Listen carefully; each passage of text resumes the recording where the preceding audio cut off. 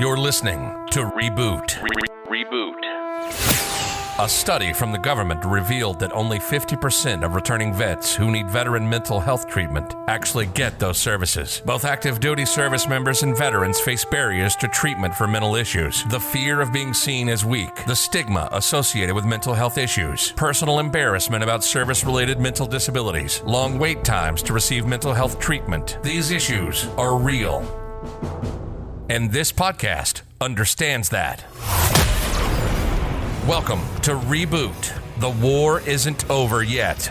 David Kagi and Jared Standiford, with a combined 20 years of service in the U.S. Navy, both have had many struggles with mental health, and both see a growing epidemic in the military community. But we're working together to reach out to help the community recognize that mental health is important. This is Reboot, and this is David and Jared. Hey everybody, welcome to another episode of Reboot, the War in Romania. My name is David, and I have Jared here. How are you doing this week, Jared? I'm doing well. How about you? Doing okay. I got a formal job offer to, literally, as we were starting, as you called, or as you came into the call, as you saw, from Budweiser. So my second choice right now in my job hunt. I am fairly certain that I'm going to get a job offer today or tomorrow from my first choice. Both interviews went very well yesterday. Pretty much everyone I talked to at the plastic company was like, we can't wait to see you again. Very positive talks. They even talked to me about possibly moving into management in a few months as they continue to expand. So those interviews went very well. So although I'll be taking like a lower salary starting out at the plastic company, it sounds like by the end of the year I'll be making more money than I would have made at Budweiser. So yeah, and that's kind of what I wondered with it being a quickly expanding company with your experience in management and training and all that. I kind of wondered if you wouldn't be able to kind of hop, skip, and a jump up the ladder really quick. Yeah, so I talked to two engineers. They're like the injection molding and the blow molding engineers, the senior ones for the whole site. And they just wanted to get a technical read on me, like where I was technically. But then I talked to the continuous process improvement manager and the plant manager. And both of them, the plant manager is a former Marine. And he was all about bringing me in. And then he goes, "You were in E6?" I was like, "Yeah." He's like, "With your experience, we'll easily be able to move you up into management as we continue to expand." And I was like, "Hey-yo." I'm all about that. Because, I'm going to be working 12-hour shifts starting out, is what it sounds like, with 2-2-3-3 schedule. But if I get moved up into management, that's Monday through Friday. So I'm very happy about all that. But the interviews went very well. I'm just waiting. Now I'm just waiting. My recruiter was like, "They love you. This is not going to be a problem." He said you were a top 2 candidate going in, and sounds like I'm coming out the top candidate. So yeah, it sounds like it's something you're interested in too. It's like a very technical, hands-on type job to start out. And I will tell you, with my work, I love the environment I work in. I love the people I work with. But I do kind of miss, if there was one thing I would say that I miss, it's like actually getting hands-on with equipment and operating and stuff like that. Because right now I play in a computer model all day. So I'm sitting at the desk playing with a computer, which is kind of cool in some ways. But I have a hard time staying focused like that. It's just not as engaging to me as it was like operating equipment or taking stuff apart or, yeah. That's just me. Some people love it. And the schedule, I can't stress enough how amazing the schedule is at my job. So that's like, there's lots of redeeming factors that make it 100% worth it. Right. Yeah. But so, they explained like the job to me, and, I don't know anything about plastic, but, not a thing, but I got to walk the plant yesterday. The injection moldings, they have 3 separate, like, almost miniature factories, I guess you'd call them. They have an injection molding site, blow molding site, and then that clean room that I described before, which is what they're technically really hiring me for, is because they're trying to staff up this new clean room that they just built. And so I got to see all those. And I mean, I don't know anything about blow molding or injection molding really, other than what I've read in the last week, preparing myself to go in there and try to at least act like I knew something about it. So, I mean, I've seen some machines, I've read some stuff and whatever, but when I got there and I actually got to see the machines operating, I was sitting there and I was like, I can do this. Like, it's not that bad. Now, like, I could look at the machines and like you could identify the electrical parts, you could identify the hydraulics, the water, the air, and I'm just looking at it and I understand the principle of operation already to an extent. Like, it doesn't just look like one of those things that just has covers on it and you're like, wow, this is just a magic box that makes plastic things. Okay. Well, I mean, the thing too is that most of it, like, there's plexiglass instead of like plastic coverings, so you can see right through it. You can see right through it, and you can see, you know, all the pneumatics and everything else, and you're just looking at it and like, oh, there you go. That's an air line. That's a water line. That's, you know, you can sit there and look at it. So, and I asked him a couple questions. The plant manager is walking me around. I was like, so that's, you know, this or that, and he goes, yeah. He's like, you're not gonna have a problem with this job. And I was like, okay. Like, piping systems were kind of a thing. yeah. So I felt really good about that, and you know, there's a stark difference between my interviews with Budweiser and my interviews with the plastic company. Budweiser, I had to sit there and convince them of everything. Like, I know how to operate. Like, so like, for instance, Budweiser, it's a utility operator position. So they have a power plant. They produce their own power, and you know, they use boilers as opposed to a reactor. So like, you know, I had told them, I was like, you know, I've never operated a boiler, but use natural gas instead of a reactor to make things hot. Got it. Like, yeah, I still understand the concept of what happens when you boil water. I understand fluid dynamics. I understand what the bad things are, like water hammer. Well, you know, and they use a little bit of different lingo. Like, they basically asked me about chloride addition, but they asked it in like a civilian way, and I was like, "You're like, are you talking about chlorides?"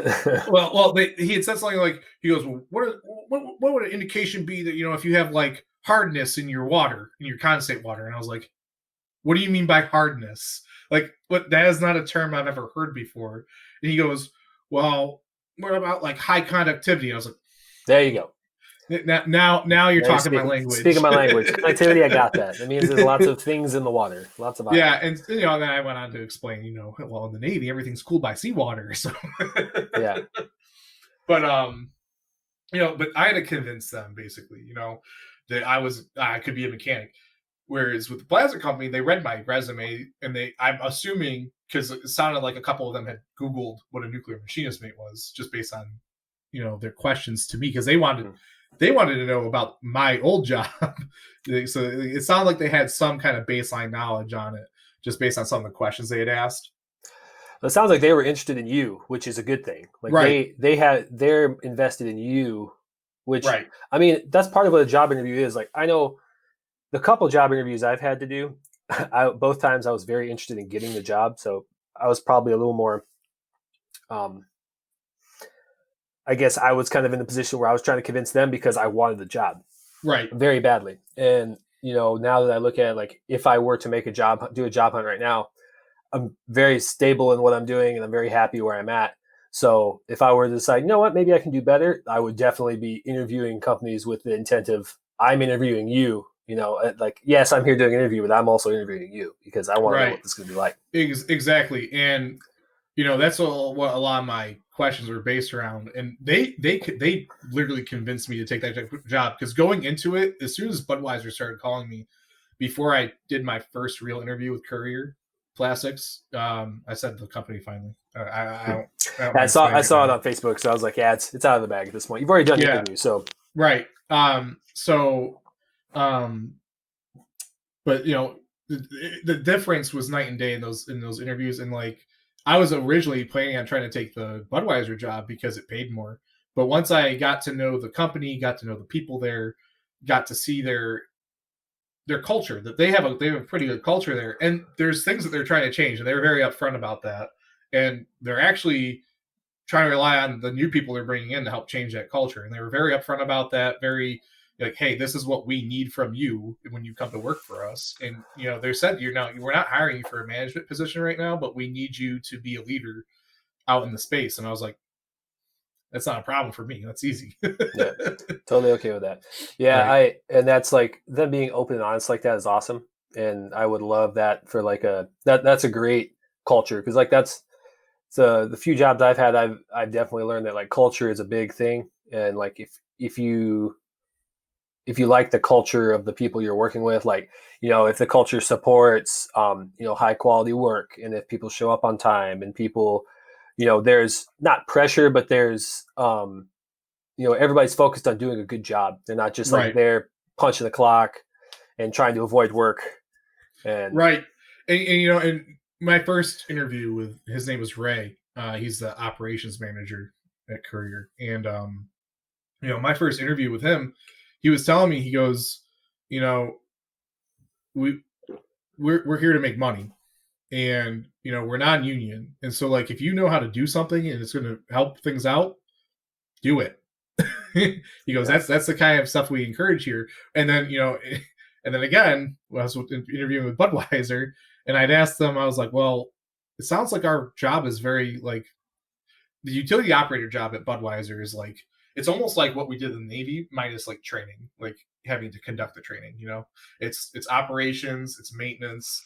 It's very similar to what we did in the Navy, which is why I'm not surprised they end up giving me a job offer. I don't think they find too many people that have as much experience as we do when it comes to operating and doing maintenance at the same time.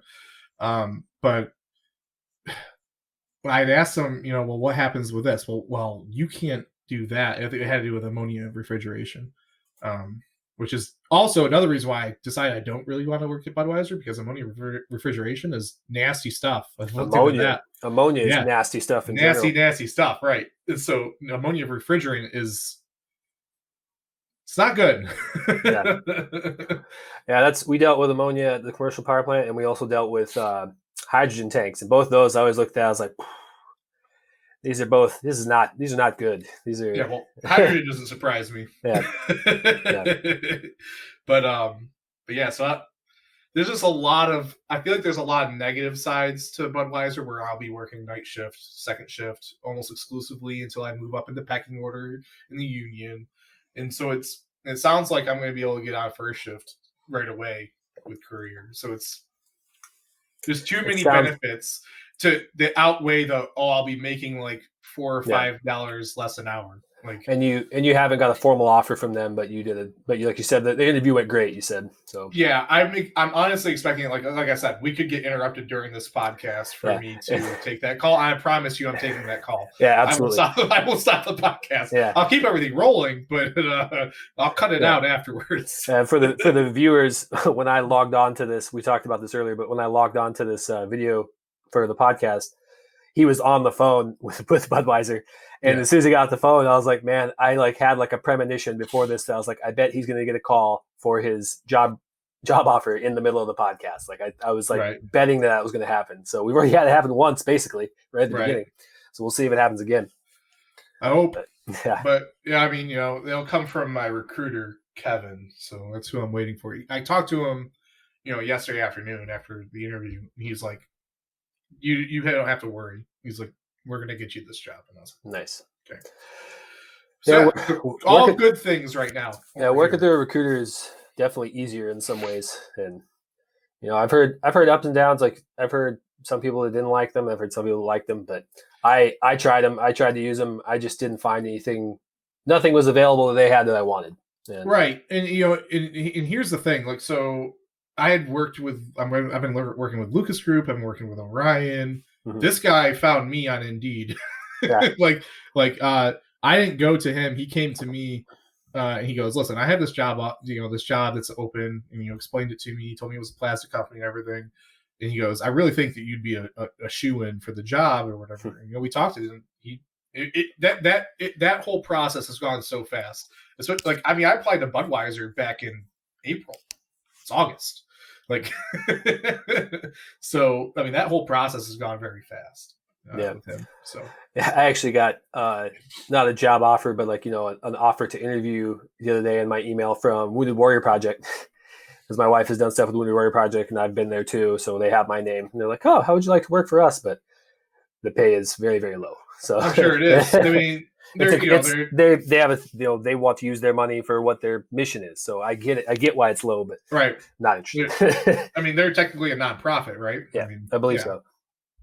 So I mean, there's not a lot of space in nonprofits for salary for employees. What we're doing here, like I was like, man, this would be right in line with what I'd like to do with like what I'd like to do. But I was like, this isn't going to pay anything. This is going to be very, very low pay. Right. And I don't think that I would like that for my family.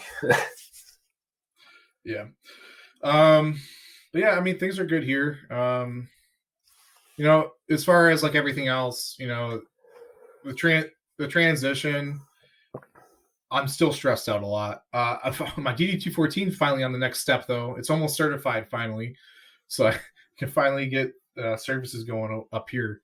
And get a psychiatrist, get a therapist, get things back rolling, which I desperately need. Once it's certified, can they like fax it to you or something like that? Or does it have to be snail mailed? I mean, I still have my CAT card.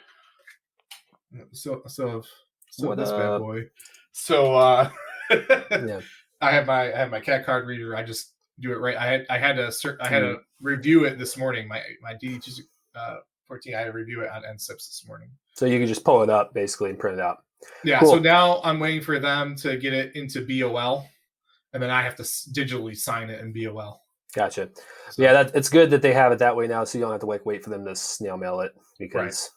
So as soon as it's certified and I've signed it and they've signed it, and then I'll just print it out and run over to the VA here in Syracuse and nice. Go from there. And then do you have to mail them back your ID? Probably. I don't know. So I'm going to go to the Air Guard base to get my veteran ID.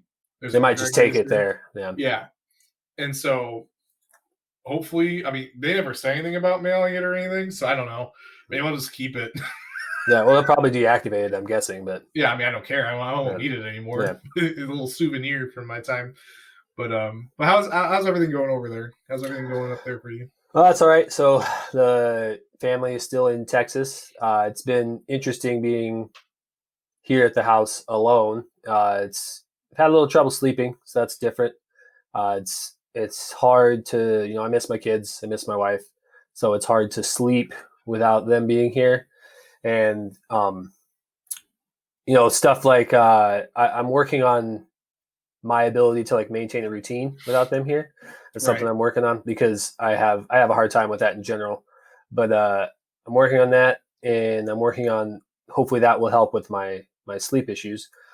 Some other things I've noticed, like talking to my kids, like they're doing very well in Texas, which is awesome, and they're settling in very well, and that's I've noticed some actual improvements in some of their behaviors, which is cool because when your kids go to like the grandparents' house or something like that, like their influence is different than your influence as a parent. Like they know, they try to manipulate mom and dad. Yeah. Whereas they don't really know the ins and outs of grandma and grandpa as much. So they'll test those boundaries. They'll get there. Yeah. I'm sure. But the boundaries are very, very like defined there. I know that, which is good. It's good to see him doing well there. And my daughter, I haven't really noticed a whole lot of difference there, but I think they're both having a great time, which is good. Other than that, I've been just working out, trying to stay in shape. Down. So beginning of this year, I think I started off at 240 pounds. I'm down to 215 now. So doing well with that. I've almost eclipsed 100 miles of running for the year. Keeping track of all that. So that hurts my soul. Trying to keep up with that. Doing a lot of writing, a lot of meditating, a lot of reflecting, working on me stuff. And then other than that, just working on the house, like cleaning stuff up, trying to organize a few things. It's a few things I was going through that I want to sell. Like I have a couple of backpacks and stuff like that I want to get rid of. I've got one of those kid carrier backpacks that both of my kids are too big for now. When you say backpacks, are they like backpacking backpacks or like bags? I have a couple like just kind of military style backpacks. They're not framed. They're like just regular backpacks. I have one framed backpack, which I honestly don't use. I could think about selling that. But I also have an Osprey, one of those kid carrier ones where you can like put your child in the back, but it's also a backpack. Right. But both of my kids, my daughter's a monster. She's too big for it now. Yeah, I've seen pictures. Yeah. It's like she weighs almost as much as my son does. My son's 5. My daughter's going to be 3 this month, and she weighs almost as much as him. And that's how my boys have been. My oldest is very like skinny, lanky, kind of tall, and then my son, my middle child, is built like me. It's like my oldest child's built like my wife, and I don't know if you've ever seen my wife in person. I don't think you have. I haven't. Like, yeah, she's 5 foot, like exactly. It's very, very, very, very frail. And so like my oldest son is kind of built like her, and then my middle child is built like me, very stocky, like very thick. And so he weighs like as much as him. He almost has a year. He has like a year and a half on him. So I'm sure there's some great wrestling matches. They're fun to watch. Every now and then you got to break them up, but it's like I don't know. I can't remember what the announcer's name on like WWE, WF. Like it's like he killed him. Shoot, I used to watch wrestling all the time. Yeah, I don't. I just remember seeing the memes. When I was a child, I haven't watched that stuff since I was 14. I don't remember if I watched any of it or not. I can't remember if that was I don't know. I used to be all about it, and it was mostly because of the video games. The video games are so much fun. Oh, yes, I have absolutely played the video games. Absolutely. The video game, like when we were growing up, the video games for WWF were amazing. Yeah, they were fun.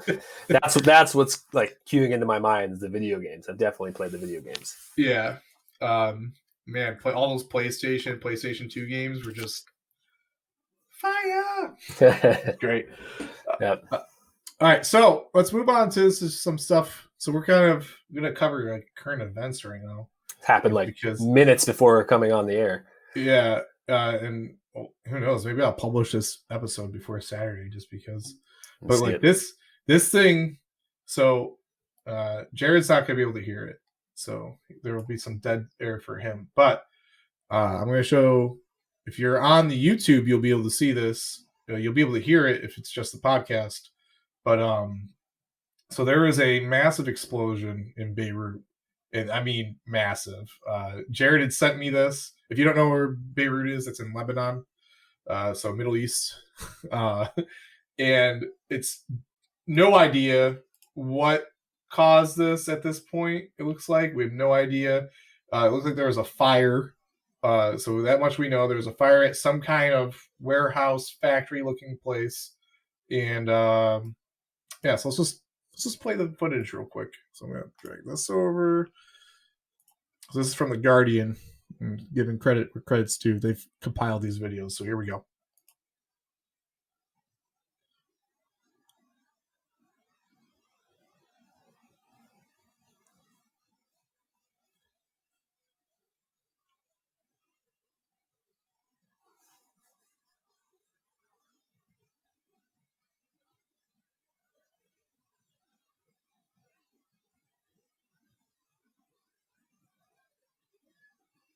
Just mushroom cloud. It's crazy. So yeah, that's that. I mean, that's just wild. Yeah. Just wild. Yeah, I was telling David, like I saw it and I was like, if I was the guy standing on the balcony in that video, like I would have felt safe. I would have felt like I was out of the range of any type of danger. Then you see the explosion, and it's the largest explosion. Like, obviously we were on an aircraft carrier, so we had to see a lot of like explosions in person. But I've obviously seen videos, stuff like that. They show videos on the carrier of like bomb drops, stuff like that. I've never seen an explosion that big. And, outside of like watching the video of a nuclear blast. But that's just immense. I don't know what that was, but that was a big boom. Yeah, I think it's gonna be interesting to see. As I'm sure more information is going to come out. Whether or not this is, I don't want to say it's terrorist related or anything like that, because it doesn't appear to be that. It appears to be some kind of chemical storage facility or something like that, and just some kind of fire, like similar to the Bonhomme Richard style, where you had a fire that got out of control, and then it got to stuff that you don't want it to get to. But I will definitely look forward to hearing more about that as it goes forward. Yeah, it's interesting. Like I said, that's the big explosion I've ever seen, I think. Yeah. I'm actually looking up. I wanted to, have you read anything about the Bonhomme Richard? recently? The last thing I saw about it, they were still discussing what they were going to do with it, and I read the thing that talked about it had damage throughout.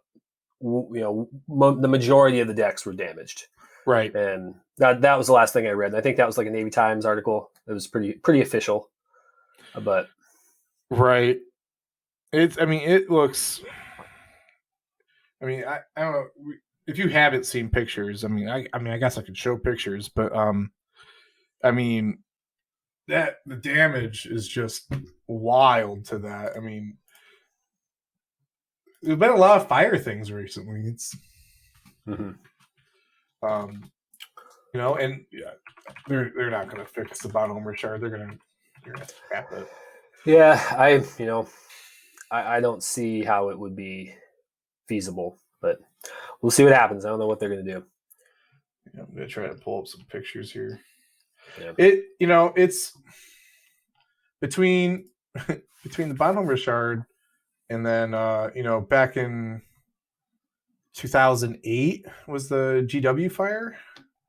That wasn't nearly as big, but that happened right before I reported to Reagan, because I got there and like, so funny thing, the cause or part of the cause of the GW fire was improper storage of hazardous material, correct? Right. Guess who was in charge of hazmat when they first got to Reagan? This guy. Yeah. Have fun. There you go. Yeah. That was under the microscope right away. Right. And then there was, the similar situation as far as fires go was the Miami, which was set fire by a disgruntled shipyard worker. I think we talked about that on that episode. We were talking about Bonhomme Richard. But, and I know the Navy is now going, oh no, maybe we have safety practice issues or fire, fighting issues. And I look forward to seeing what they do with that, though. So the hard thing for me with that is, it's obvious that there is an issue of some kind, because you would hope that you would be able to put enough barriers in place that something like that couldn't happen. It would be very, very difficult. Obviously, it is difficult for it to happen because it doesn't happen all the time. But, you should learn as much as you can from something like this and then put more barriers in place. What I don't want to see happen is this to be turned into a big YFG thing where you're jumping down people's throat for things that they didn't do, that they weren't required to do, that weren't part of policy. Because, that's a lot of the stuff, like some of the arguments you see for policing right now. Like there's a lot of arguments like how policing is done in this day and age. And some of the arguments I've seen is they're critiquing what the policy is, and they're saying that this person should get in trouble because of what they did, but like they're following the policy. I understand wanting to change the policy, but you can't change the rules after the fact and then hold somebody accountable to those rules. Right. The rules have to be in place before it happens. But you just keep talking. I'm going to put pictures up of the Bonhomme Richard as you keep talking. Absolutely. But the availabilities like the Bonhomme Richard was in are definitely a challenge from a fire protection standpoint, because like they said, for details, they had the halon system off. They had all kinds of flammable material there. I'm sure that they had fouled hatches and stuff like that. And what fouled means is you can't close the hatch. And the reason that they would be fouled during an availability is because you have hoses and piping and wiring and all kinds of stuff running through the hatch to support the availability. So you have to do that to do the availability. That has to happen. There's no other way to do it unless you're going to start hacking holes in decks and stuff like that. And at that point, you're effectively doing the same thing. If you're cutting a hole in the deck, there's no integrity anymore anyways. So there may be more that we can do. And I'm not sure what that is. Maybe they do some type of an accounting of how much flammable materials on board, and you have a limit. Maybe you schedule the availability based on that. I don't know, but they do need to take a look at it, and they need to learn as much as they can from this, because that's a huge loss for the U.S. Navy. And I would hate to see us ignore this or just pin it on the firefighting or just pin it on the captain of the ship or something like that. And here's we fired the captain, we fixed the problem. Right. Something like that. I would hate to see something like that happen and then something like this happen again. Right. As of now, they have not fired the CO. Yeah. So I mean, that can obviously change in seconds. But as of this point, they're not, and I think that's because I don't think the investigation is even close to over. We're like a week and a half, 2 weeks. Well, right, 2 weeks now? 2.5 weeks actually. Now I think about it, past this event. But as you said, when you're in availability, there's so many things going on that could help contribute to the damage that was done. And for people that don't know, the Navy also has a zone inspection program. That's one of the things that came out of the 2008 fire on the George Washington, is what's called zone inspections. And so the ships have been divided up into what's called fire zones for a long time. And so basically what they did was they took each fire zone and put it on a rotating schedule. And so like one fire zone per week gets inspected like thoroughly. Every single space within that fire zone gets inspected. And, it is a pain in the butt, that program, especially as someone who owned so many, when I became the RM30 LPO, 1 second.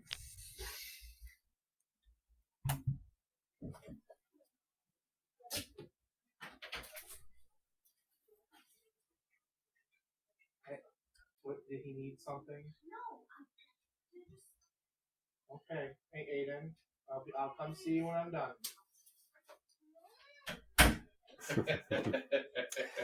Yeah. Oh, kiddos. Oh, man. All right. Yeah. So anyway, zone inspections. I'm keeping that in for sure. That's funny. So zone inspections. Very, very, when I became the RM30 LPO, which was after my time as plant LPO, we own like 5 storage space so the aft storeroom, forward storeroom, our office, and then a P-way, so four spaces. And we didn't really take care of the P-way, but we had to take care of the storerooms in our office. And so it's like we had a zone inspection like 3 out of 11 weeks through the rotation, because there's 11 fire zones on a carrier. And it's so annoying because they don't just look for material like things out of place. It started as like a fire thing, as a fire prevention thing, and it moved into material condition, cleanliness, things being labeled properly, like it, and you showed up on the zone inspection deficiency list. Oh no. Now we have to all freak out. Yeah, it's like a lot of things. Like people take it and run with it, and they try to make it better. Yeah, and they turn the program into more than it's supposed to be. Which I one problem I think with the Navy is they never really analyze the burden that they're putting on the people that are responsible for these things, and they don't look at it and say, well, maybe this is too much. Maybe we don't need to do all of this in one program. But right. That's just the way, because like you're like for deficiencies like that, you already have MCAP, right? Like you already have that. So MCAP doesn't cover anything out of the plant now. Okay. 0. It's only plant deficiencies. So they've moved away from. Well, that's good. At least you're not doubling up with that. Right. So zone inspection covers out of plant stuff. MCAP covers in plant stuff, and because of that, we don't have. That's an improvement. MCAP. We don't have zone inspection walkthroughs through the plant. Instead, we have more MCAP walkthroughs because there's less reactor spaces. So there's an MCAP walkthrough every week. So that's another change to that program. Man, I remember when we started doing MCAP. It's so terrible. That program has become very bloated over the last 10 years. Yeah. Very bloated. Very ridiculous. But I digress. Yeah, well, with any program, I think that as a leader, you kind of have to look at it as like there's a kind of a law of diminishing returns. Like you're never going to be able to do everything in one program, and you have a limited amount of capital in your people doing the work to spend. So I think that's one thing they do poorly in the Navy is they just put they don't care about the load on the personnel. They just put more and more and more on. And, you get to a point where it's just not manageable. And then usually what happens is they keep loading and loading and loading until something terrible happens. A piece of equipment gets destroyed, somebody gets hurt, and then they're like, whoa, this is a huge surprise. We have all these issues. Well, if you would have been paying attention, you would have known. But it's just one of those things. Like that's a big issue I think that the Navy has, is not looking at how much stress and loading they're putting on the people. Right. And the thing is too, is Manning has only gone down, and they justify it, oh, hey, we replaced this piece of equipment with this, and so now you have less maintenance to do, so you need less people. But I mean, machinery division on the Reagan compared to machinery division on the Truman is probably 20 people less. 20, really? People. Yeah, probably 20, 30 people less. That's a lot. And the electricians, they're probably 20 people, 15 people less too. And we went to this piece of equipment. I don't want to say anything out loud. We went to this now, and so you guys have less maintenance to do, but we still have to maintain the same watch rotations.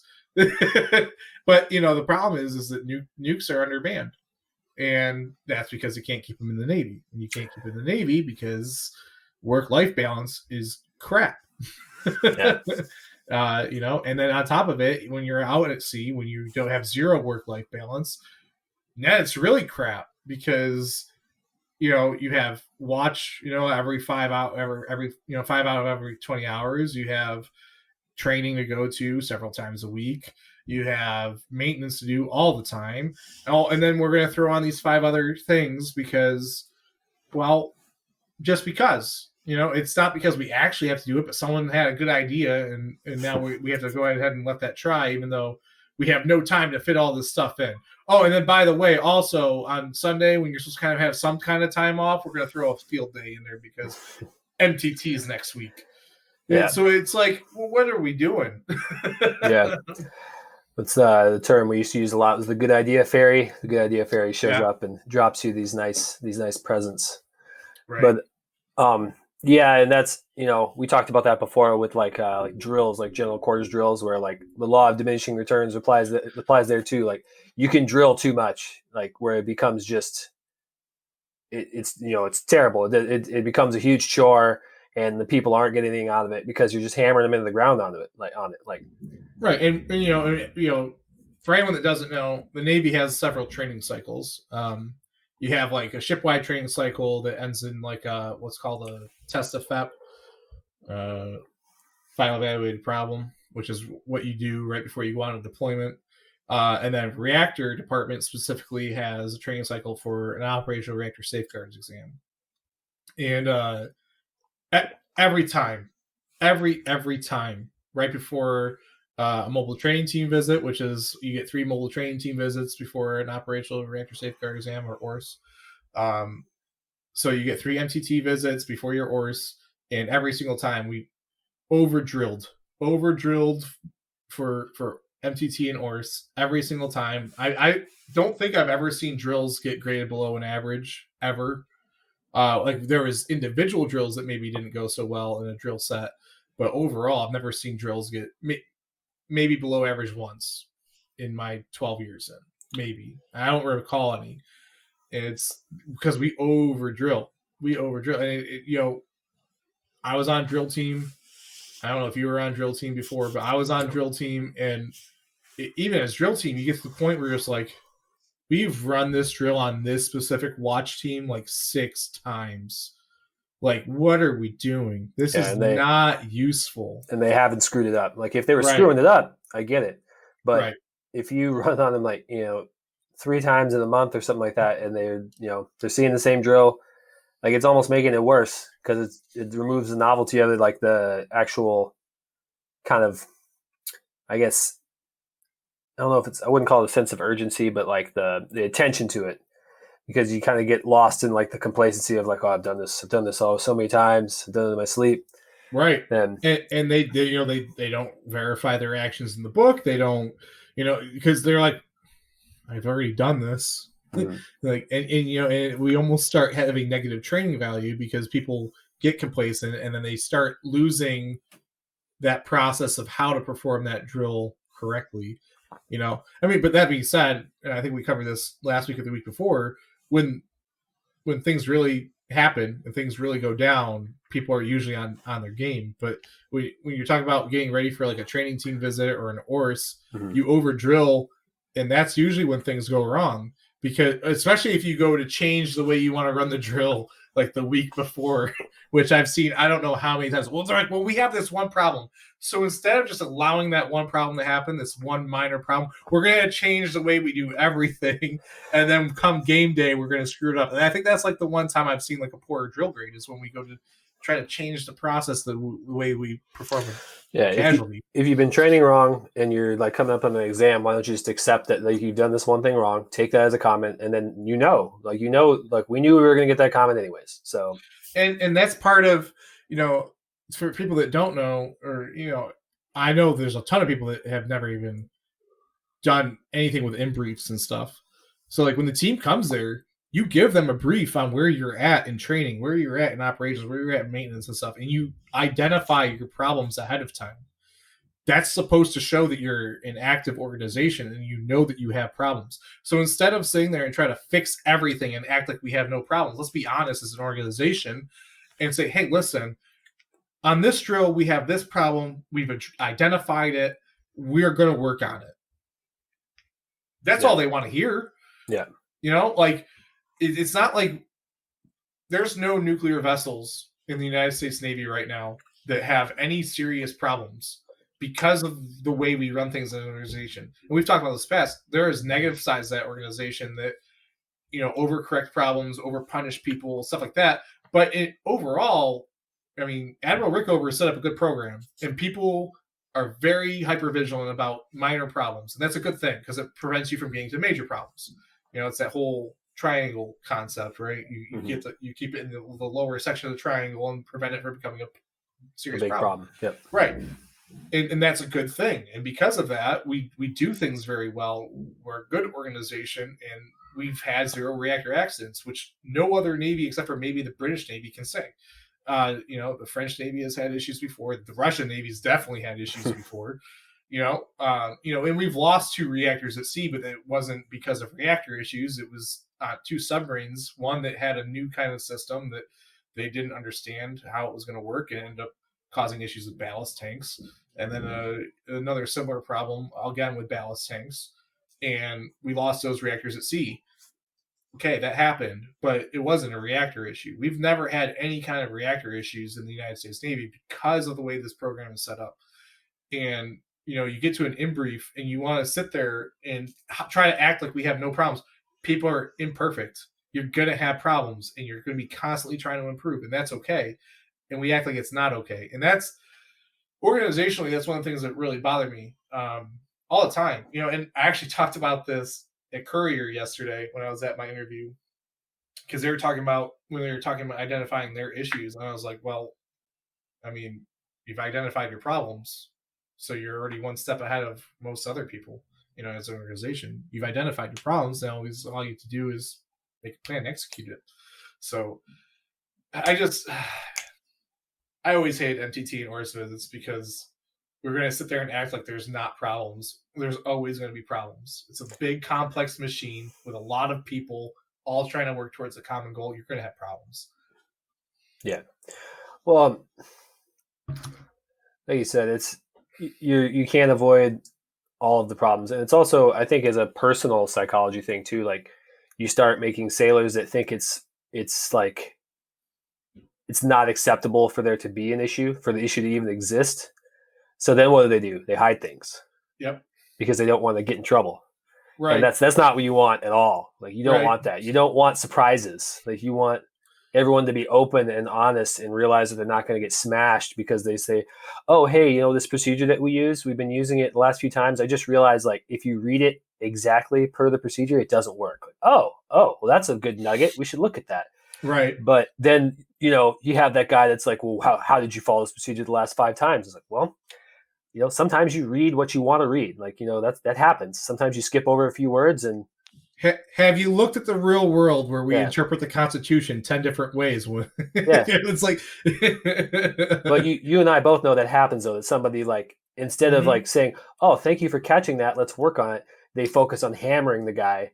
Right. It's like that doesn't promote the thing that the organization should want. That basically makes it a negative thing to bring up an issue. It makes it, you're worried about bringing up issues because you think you're going to get in trouble because you brought it up. Or if you bring it up, you're going to have to do a ton of extra work because now we're going to check everything else. Mm-hmm. That always bugged the crap out of me. Oh, hey, we found this one issue. Let's go ahead and check everything now. Yeah. Well, like one that I dealt with personally. So when I first got to, and I won't use names because I don't want to dime any specific people out, but when I first got to the ship, the people that were in charge of training, they give you what's called a curve. So at least in most areas of the Navy, especially in the nuclear Navy, you have qualifications that you have to prove that you can operate specific things to be able to be qualified to use them. So you get these qualification cards that you need to have other people who are qualified fill out for you. So you take that card to somebody who's qualified, you prove to them that you know what you're talking about, and then they sign it for you. Well, the person that's in charge of those quals tracks your progress on a curve. And so you have in a month from now, I'm supposed to have this many points, and that's the curve. So if you haven't met that, you're not making satisfactory progress, and they need to upgrade you or figure out what's going on. Why aren't you getting points? And that's meant to keep you on track and to help you see how much progress you're supposed to be making. Well, they basically made it like this punitive thing so that qualifying early did nothing but screw you over. Right. Because so I did it the very first time, my very first watch. I qualified Shift Generator watch like 3 or 4 weeks early, way early. Qualified it like right away. So I got a watch right away. And then I took like 2 days off because I just qualified. I was like, all right, I'm going to take like 2 days off of quals. I hadn't worked on any other qual cards. I'm just going to chill. And then the next time I talk to the guy in charge of training, I get a counseling shit for being dink. And I'm like, what are you talking about? I'm 3 weeks ahead. And he's like, well, no, as soon as you qualified, I moved all your curves up to take away that 3 weeks. I was like, okay. So all he did was I figured out the game. So then from then on, I finished the whole qual card and then just sat on it until the curve. And I worked on the next qual card until my curve was up, and then I handed it in the last minute. And he knew what I was doing, but I just wouldn't, I was like, I'm not going to play your game. I'm not going to allow you to screw me over. I'm not going to let it happen. And I don't understand the need to do that. Like, obviously I'm excelling and I'm finishing cards early. So why do you need to apply extra pressure when it's not needed? Like, and I think part of that too is the way the training manual used to be written. I know that they kind of changed that a bit to keep you on a more glide slope. Like you still lose like the time that you qualified early in the curve, but that's to encourage you to reach senior and rate on like ahead of schedule, because they're having a lot of issues with people reaching senior and rate recently. It's real bad. We had one guy on the Truman who was up for transfer orders and still wants the senior and rate and without a maturity letter. Well, people like that, I mean, the evaluation should reflect it. That's really all you can do. And they did. He had SP evals for it, but it's qualifications have always been that weird spot because you want people to continue, you want people to progress. You don't want to hold people back in a sense, but you also want to encourage people to go forward. It's so like, for instance, like on the Truman, I felt like we had a pretty good response for the way the training program is written, because you can't change the nuclear training manual. Like you can't. You could request it get changed, but it's not going to get changed. And it pretty much you have to start their next qual per the written instruction. It doesn't mean you do it all the time, and you just hope you don't get caught when MTT or ORS comes around. But we would give people days of special liberty depending on how early they qualified. So if they qualified a week early, they got 1 day of special liberty. If they qualified 2 days early or 2 weeks early, they got 2 days of special liberty. And I felt like that was a good compensation because you're literally giving them time off of work in exchange for working hard. But you still had to give them a new point curve and everything else. And I don't like the way a lot of our stuff is written. There's a lot of stuff in the nuclear Navy that's too strict. It doesn't give leaders enough room to lead. To lead, yeah. Yeah. The noose is a little tight there. The rope is a little short, however you want to say it. But that was always annoying to me, that we had very little control over the way we did things because of the way different manuals were written. Yeah, well, different people are motivated by different things. And, at least for me, I am very adverse to threats. You threaten me with something, that's a good way to get me to not do what you want me to do. Right. Like, I'm just going to dig my heels in and be like, nope. Because all you had to do was ask me. All you had to do was ask me. Say, can you do this? Or like, if you lead with like, if you don't do this, I'm going to do that. Like, all right, I'm going to do the bare minimum. Like, if I even do that, because I don't want to be treated like that. I don't think it's right to just threaten someone right off the bat. And that happened a lot in the Navy, where they're like, if you don't do this, I'm going to, take your weekend away. I'm like, that's not the way to motivate me. And you should know that, because I've worked with you for a long time. And, some people, you do have to put consequences in place, because otherwise they're not going to do their job. And that just is what it is. I learned that the hard way too, because I got taken advantage of a lot, and I had to start counseling people. And I hadn't, I made life a lot more painful for myself because I didn't counsel people when I should have. And then when I started doing it, it was so far down the road that, the consequences didn't take effect for so much longer. It was just painful. But it's, you have appropriate motivation and consequences, and it's different for each person, because people are different. People think differently. Right. People are motivated by different things. So it's funny. You're just talking about punishing people for not doing what they're supposed to do. It reminds me of so like, do you remember? So we had that ORS that went really poor, 2010. It was like right after I got to the ship, and I was in RPO 2 at the time. I was in 2 plant, and this is when they wanted people to go to RPO 5 to like get some nuke leadership into RPO 5, because they're just doing everything wrong. Like working on energized gear while ORS is on the ship. Ouch. Like, you shouldn't do that ever, but you definitely shouldn't do that while ORS is there. It's bad news right there. During material inspection, like it's so many things wrong there. Right. But so I went from RPO 2 to RPO 5, and DeVore was the worst center soup at that point. Oh, Devo. I haven't talked to that guy in a long time. Either have I. I haven't talked to him since he left Reagan. But so he was the worst center soup, and I guess he had assigned me maintenance without knowing that I moved to RPO 5.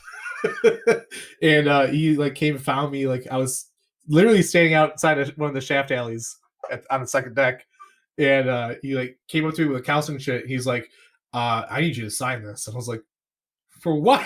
He goes, you didn't do your maintenance this week. And I was like, I'm not in your plant, bro. I was like, I don't work for you. He's like, wait, what? I was like, you didn't notice that I like left the plant, and that it was just like 2 weeks after I left the plant.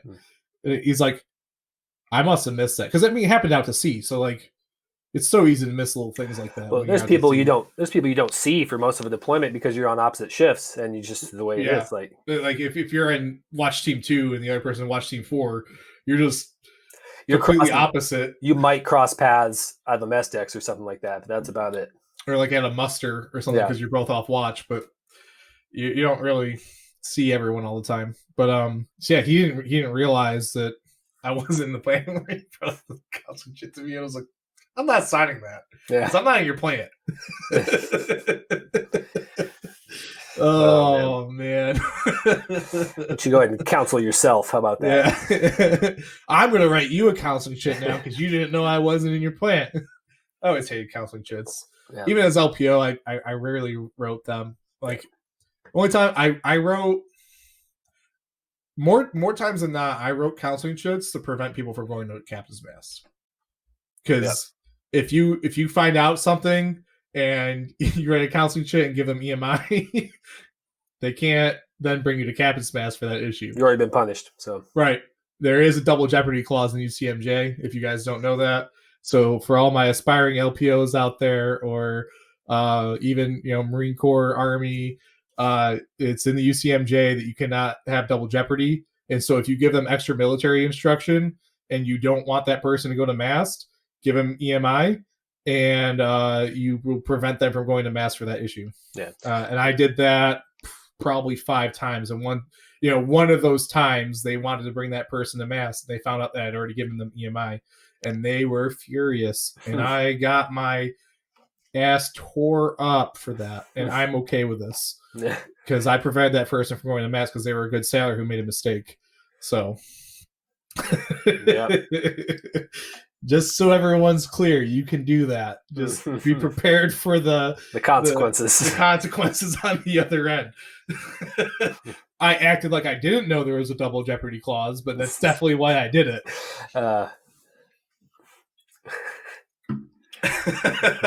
I can say that now.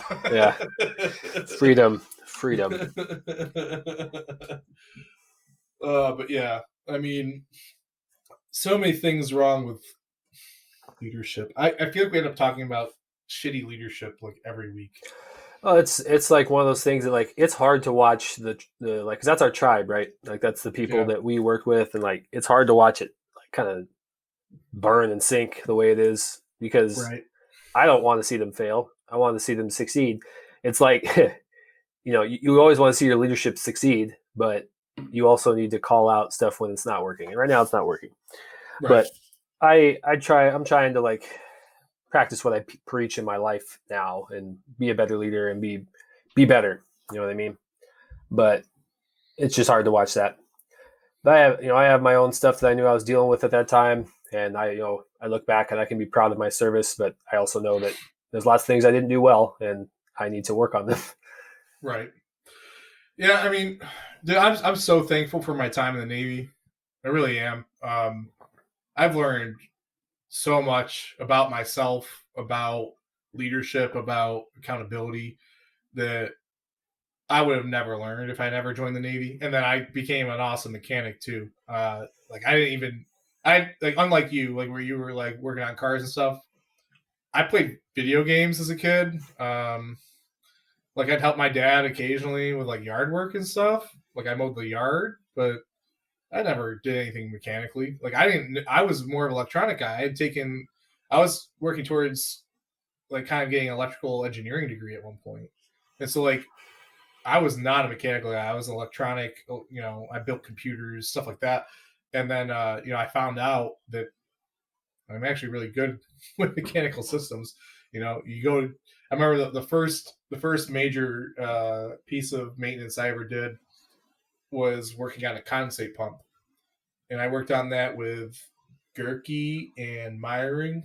We tore that thing. Good guys. Yeah. We tore that thing apart, and they taught me all about rebuilding a pump. And, and it was from like that moment, I was like, I actually understand this. Like, I get this. It makes sense. Like, because school I struggled through. I struggled through A school. I struggled through power school. I still ended up like top half power school and top half for prototype. But A school, I was like bottom half. And that's saying a lot because A school is easy. This is a hammer. Yes, that's a hammer. I agree. This is an adjustable wrench. Yeah, that's an adjustable wrench. Yeah, there's some cheesy stuff in A school, but it wasn't super easy. The pace of course was a real kick in the teeth to start. I remember calling my dad the first week and being like, I don't know if I can do this.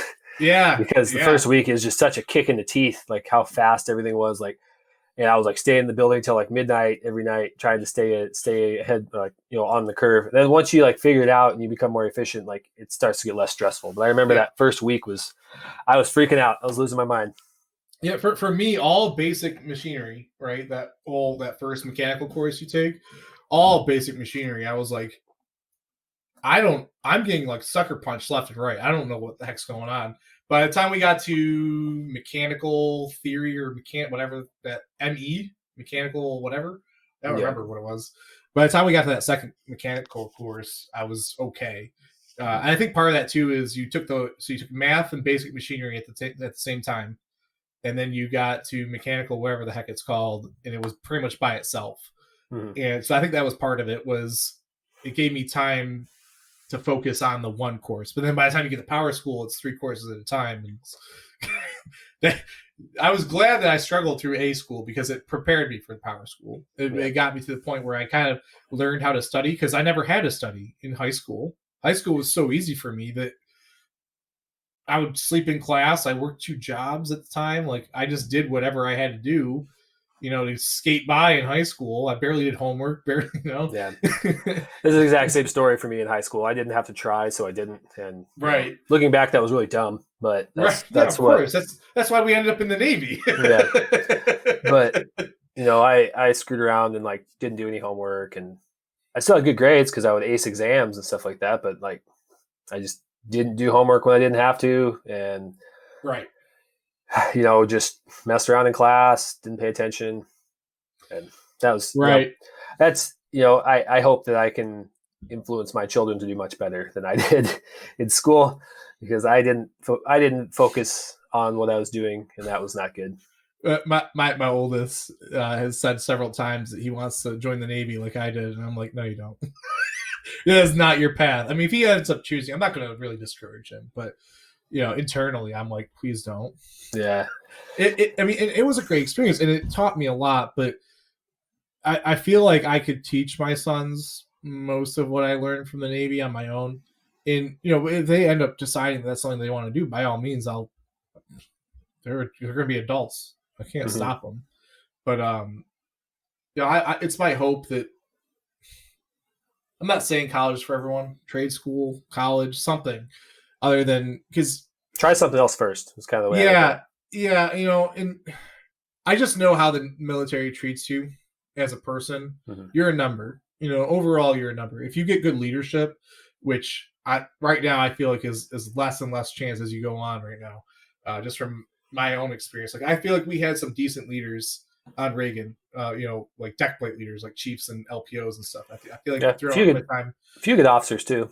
Right, like Lou. Yeah, Mr. Lou. He's doing great. He's like a CO now, wasn't he? He was like CO of a ship or something. He was just a CO of a patrol craft out of Bahrain, and I believe he's like moving on to another CO. I think he moved on. I think he moved on to like DC or something like that for a while. Right. Yeah. Staff tour or something like that. Yeah, and then he'll probably get another command, probably a destroyer or frigate. Destroyer or cruiser. That guy was awesome. He was one of the few people I had that would he truly listen to you and try to help you and work through things with. Right. So I feel like we had some good deck plate leaders on Reagan. Yeah. It was the upper chain of command that was really the problem on Reagan. But as time goes on, those good leaders, they're all getting out. Like all the good division officers I've ever had, they do their initial sea tours and stuff, and then they get out. They don't stay in. It's the divos that you don't feel so comfortable with, that those are the ones that I see staying in. And then the same thing with, the first classes, people who make first class, the majority of them get out. I mean, I was part of the reason that I wanted to do 20 was because I felt like I could institute some changes. I felt like I could do some good. And, that sea tour destroyed me. That last sea tour, it was partially because I put everyone else's needs before myself. I was pushing to help everyone, I wasn't really focused on helping myself. And that's why I got to the point I was at. Yeah, I have a bit of a complex with that, and I know I do. And that's something that I'm working on now, is that I have a tendency to take on too much. And when you take on too much, when you do everything halfway, are you really doing anything kind of? And that's where I put myself a lot of times. And you have to be able to acknowledge that you're doing too much and ask for help, or, tell the people above you that I can't do this, this is too much. I have these other things I need to focus on. So either you get somebody else to do it, or it's got to wait, one or the other, because I'm not going to do this halfway. I refuse to do this halfway. And that's something I'm having to learn how to do, is to ask for help and be able to do that stuff. Cause I'll just keep taking on stuff on and taking stuff on and taking stuff on. And then once I'm buried, then I'm depressed and buried and, trying to dig myself out of a hole. Yeah. Yeah. I 100% understand that position. Been there, done that. But I hope, that the Navy can turn around, the military can turn around. But I mean, just because I just see the leadership issue is such a huge issue right now, specifically in the Navy and probably in the military as a whole. It's hard to tell. That I discourage my kids from joining at this point, honestly.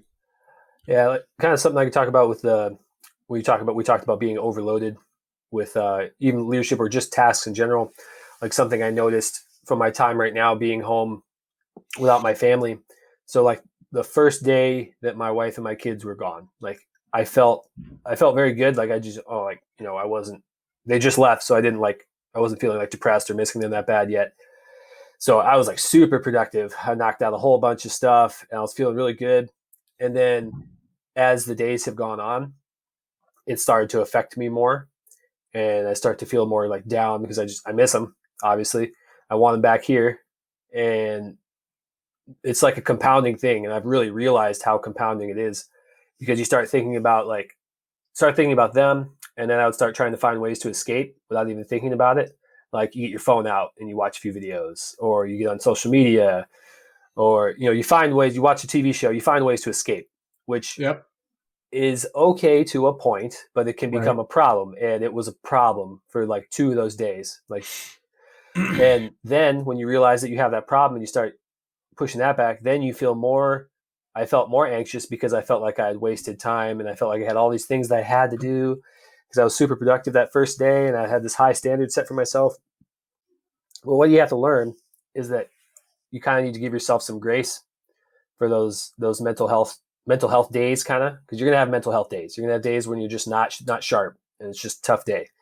And I think that you need to give yourself grace for days like that and just realize that, like, tomorrow's another day.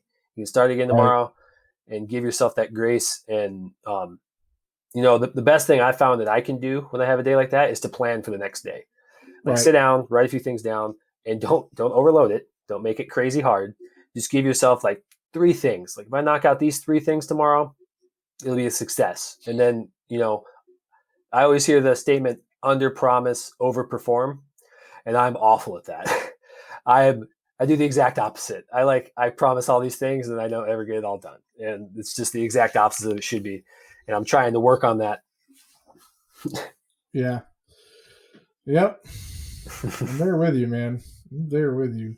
But it's just an interesting dynamic, like being more like aware of how my mind works and how that roller coaster that I've been on, and how much just being like lonely and probably a little bit anxious and depressed, like how much it affects what I can and can't do.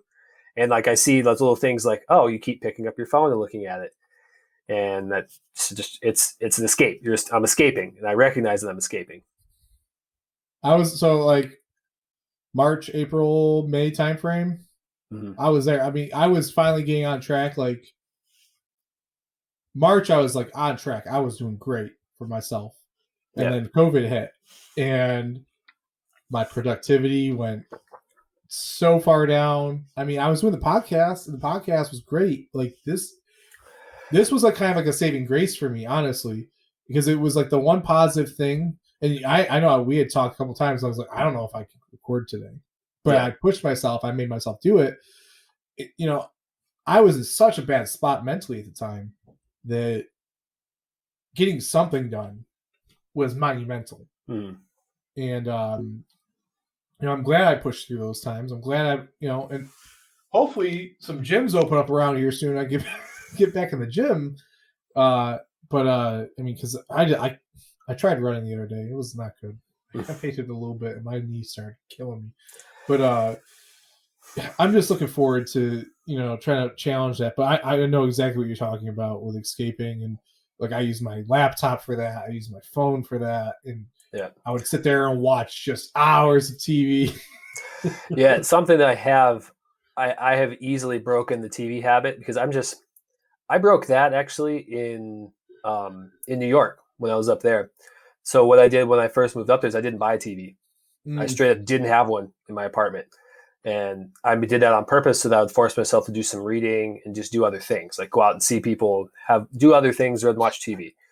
And I've started to use kind of the same type of things with my phone. Like I'm actually starting something tonight with it. I'm going to actually going to call my wife after I get off this and tell her that I'm going to do this, but I'm going to set my phone to like the overnight mode where nobody can contact you. Yeah, do not disturb. I'm going to set it to that at like 9:00, and I'm not going to touch it. I'm just going to put it away, because that's part of my problem with sleeping is I start to feel anxious, or I feel some kind of way, and I start to pick up my phone and I start to look at stuff, and then before I know it, it's 11:00.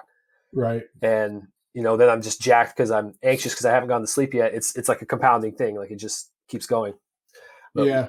One kind of good thing I did get out of like all the social media stuff I've been doing, like I did some reflection. I did some writing because I was feeling a little anxious about everything, and I just wrote stream of consciousness about.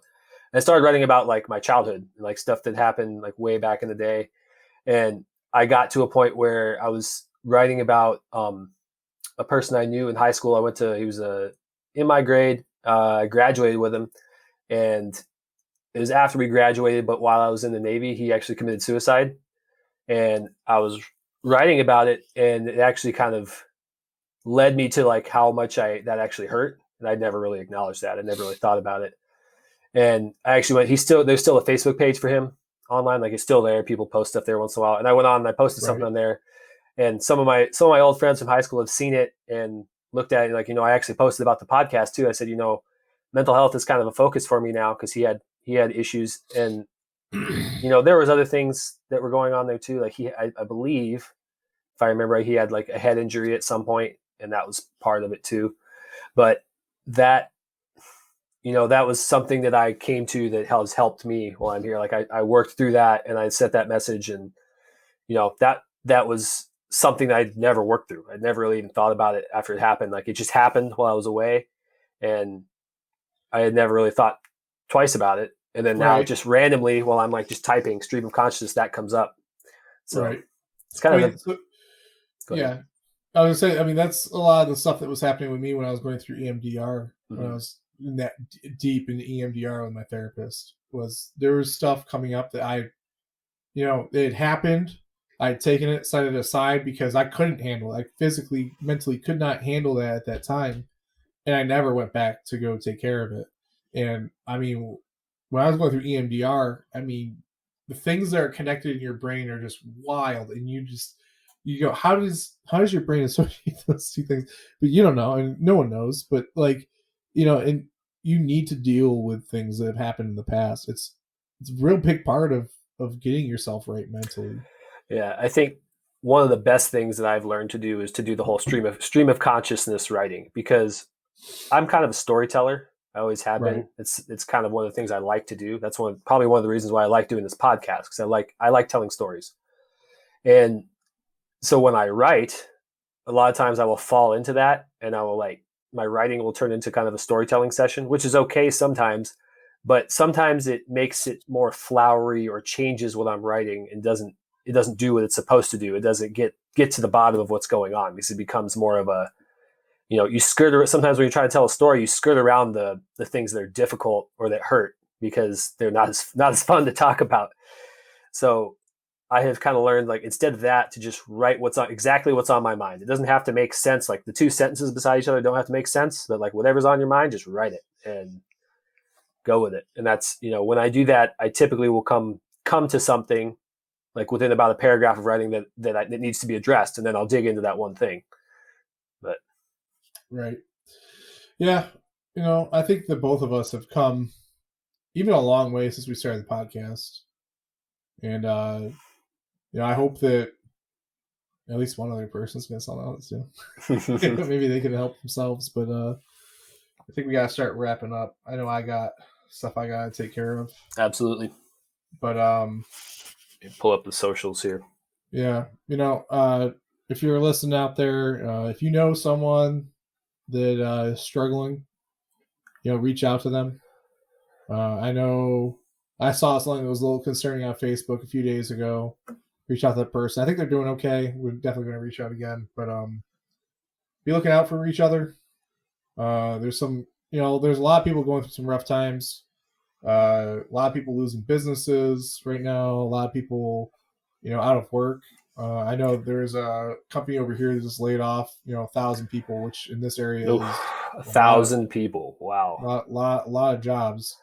Well, I see just even in my town, I live in a very upper middle class community. So it's a lot of, people that have been doing very well. And even in my like very upper middle class community, I've seen like 3 or 4 houses that are in foreclosure already right now. Right. And that's hard to see.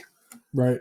So, checking out some people this week. You don't have to give them the podcast. I mean, if you want to, by all means, please, because if we can be a resource to someone, I mean, that's what we're here for.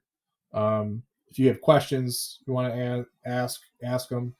If you want to know more about our opinion on something, let us know. But I've been through. It's been a rough week in some regards, just because of I've been reflecting on some stuff, and I didn't talk about that earlier. I'm just thinking about it now. But definitely reach out to some people. Make sure everyone's doing all right. If you know someone's been affected by a job loss recently, or they've lost a loved one, COVID is killing people. And that is a real thing. So just check on your friends. Definitely check on your friends this week. Yeah. All right. Well, just to share the socials here. So we're on Facebook at /rebootpods. That's with an S. Facebook /rebootpods. Our email is rebootpod@gmail.com. Again, rebootpod@gmail.com. And Twitter is @reboot_pod. Yep. And, by all means, reach out to us. Come on the show. We'd love to have another person to have a discussion with. It just enhances whatever we talk about. So if you want to share a story, if you just want to give your 2 cents on whatever we have to be talking about that week, by all means, reach out. We'd love to have you on. It's very simple. We use a program, online program platform, where I send you an email link. You join it with us. As long as you have a video camera and a webcam and a microphone of some kind, which if you have a webcam built in your laptop or whatever, you have a microphone. I'll work with it. I can make you sound better than you originally sound, at least. And we'll do our best, and we'll have a good discussion. So by all means, please come on. So with that being said, we're going to close this week out, and we'll see you guys next week. Keep fighting the good fight. You've been listening to Reboot with David Kagi and Jared Standerford. We hope that you've gotten some useful information from this podcast, and we want you to know we're proud to have you in our family. Mental health is important, and we hope that we've helped break down some barriers. Be sure to catch us next time, and if you have questions, comments, or if you'd like to be on the next show, send us an email at rebootpod@gmail.com. This is Reboot, signing off.